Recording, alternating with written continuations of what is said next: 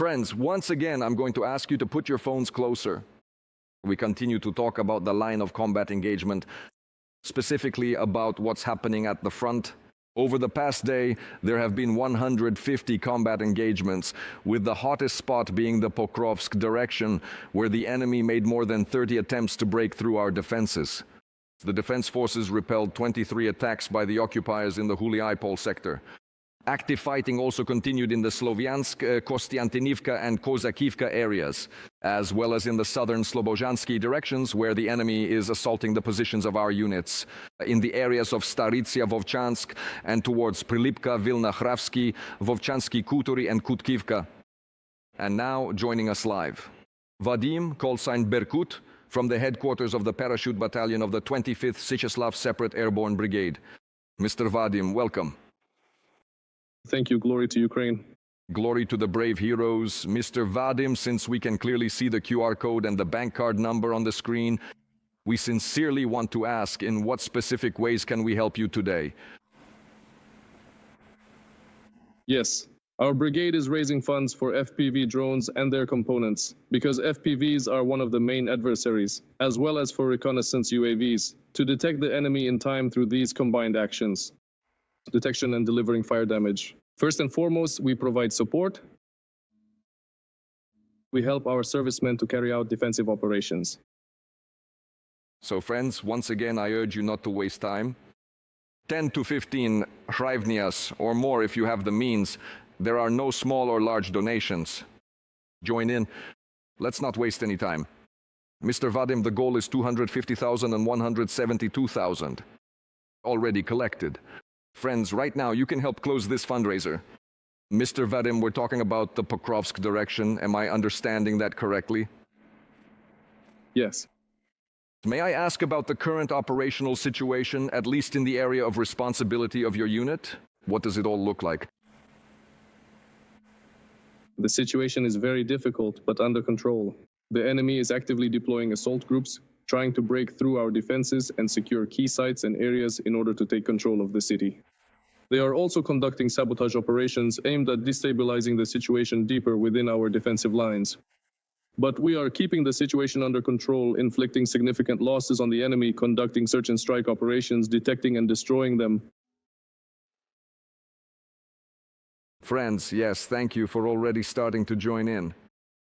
Once again, I want to emphasize, let's not waste any time and close this fundraiser.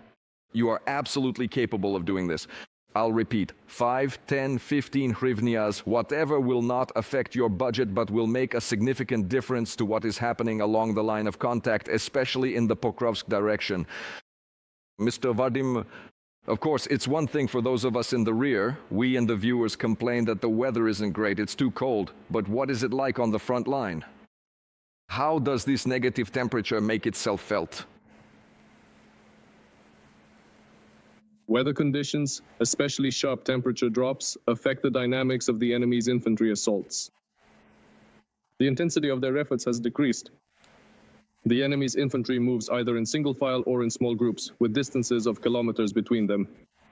But drone activity remains at a high level.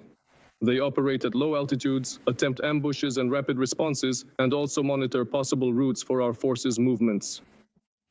There is also a noticeable increase in the number of guided aerial bombs. This is making the situation more tense, but we continue to stay vigilant. We actively respond to any potential threats and provocations from the enemy, and use every single available resource of surveillance and firepower. And we provide our servicemen with everything they need to conduct defensive operations. Yes, in one of the broadcasts, the drone operators mentioned that even such a simple thing, like just warming up a frozen vehicle out in the cold, and when the steam or smoke from that can be seen from a kilometer away, well, obviously you're giving away your position. Let's just say it's not very convenient. Speaking of January, today is the 2nd day of February 2026. Is there any record keeping? Can you provide some statistics from your unit regarding the elimination of enemy personnel and equipment? Which is more, which is less? Yes, of course. In January, the enemy was destroyed. 187 personnel, 8 military vehicles, 2 artillery cannons, and 1 unit. An electronic warfare station on a wheeled chassis, 97 reconnaissance UAVs of the Skat, Orlan, and Zala types, 43 Mavics.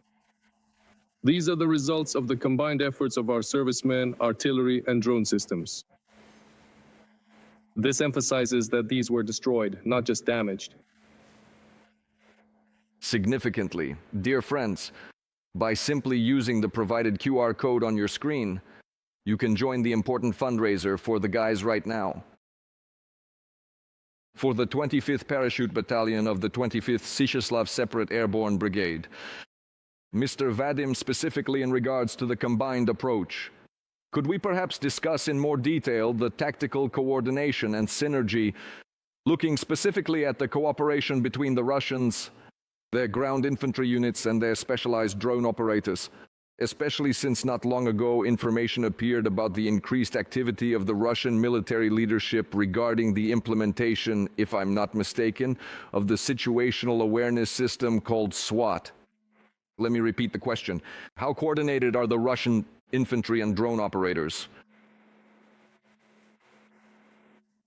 The enemy's ground infantry and various unmanned systems demonstrate a remarkably high level of tactical coordination.